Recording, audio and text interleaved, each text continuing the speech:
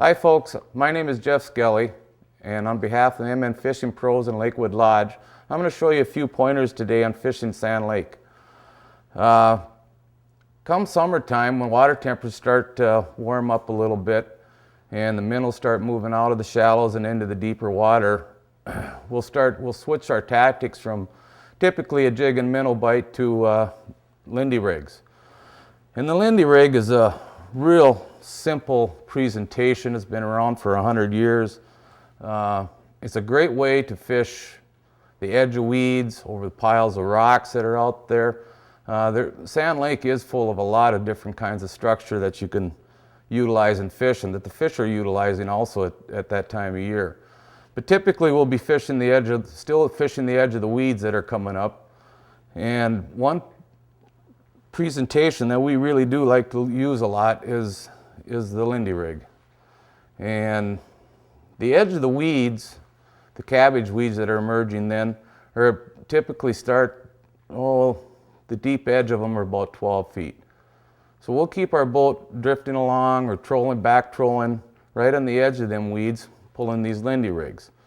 For Lindy rigging, what we'll start out doing is, first of all, you're going to want to pick your weight. 1/4 ounce to 3/8 ounces is plenty of weight. What I'll do is I'll just slide the line through the tip of the needle weight, the worm weight as they're called sometimes, and right down to a number 4 barrel swivel. I'll tie on there, and then depending on how fast I'm going to be fishing or the type of structure I'm going to be fishing, I'll select a length of leader line. Typically a good starting point for that is 3 to 4 feet. What I'll do then is I'll tie that on to the other end of my barrel swivel and come right down to my hook. And this is a number 4 live bait hook. You can get them anywhere in any retail store. They work great for fishing leeches and crawlers and night crawlers. Sometimes I did add a little chartreuse bead here, and what that does is just gives the fish a little target. Fish can't eat what they can't see, and sometimes, and particularly Sand Lake, when the water is a little more colored, you want to give them a target. They can't eat, like I said, they can't eat what they can't see, and this will get that fish, particularly with night crawlers. They see that little bit of color, they'll come up and get the front half of the night crawler.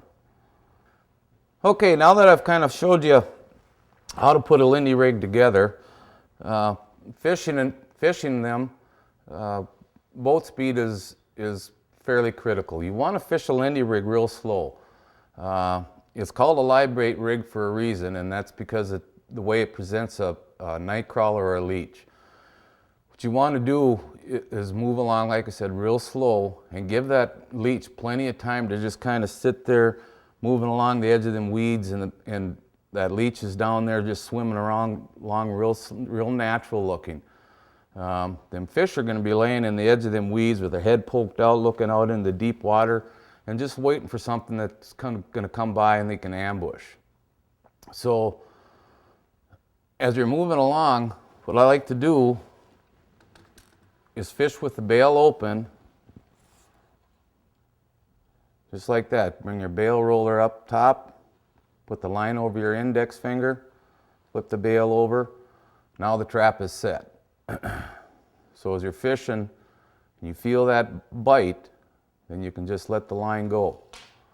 And what you're doing there is just going to allow that fish enough time to come up on that leech or night crawler and get the hook in their mouth. The beauty of a Lindy Rig is when I let that line go and drop the sinker to the bottom, all of a sudden it's weightless. And that fish can take that bait and run and go wherever he wants to go and not feel a thing. Folks, another little trick we'll use once in a while to ease the simplicity of lengthening the Lindy Rig is a simple slip bobber knot. And I'm sure you all have probably used these with bobber fishing, but they work equally as well in Lindy rigging. A lot of times when the walleyes will find them 20, 25 feet of water, we'll again grab our slip knot, pull it up to a greater length, say 6, 8, 10 foot long. This is when we'll drop this Lindy rig down in 20 feet of water, and the walleyes will be there in July and August many times deep. And what I like to do then is drop this thing straight below the boat. What I want to do is fish this Lindy rig as vertical as possible. And as I'm moving along and all of a sudden I check my Lowrance and I see a school of walleyes, as soon as I see them fish and I know that my line is perfectly vertical, I know myself and my customers are going right through that school of fish. Whereas if you had dropped this thing to the bottom and then let out a whole bunch more line and you're moving along and the boat's moving left and to the right, you're not sure if you're going through the school of fish or not. So I like to try and stay as vertical as possible, and when I'm moving along, looking for these fish.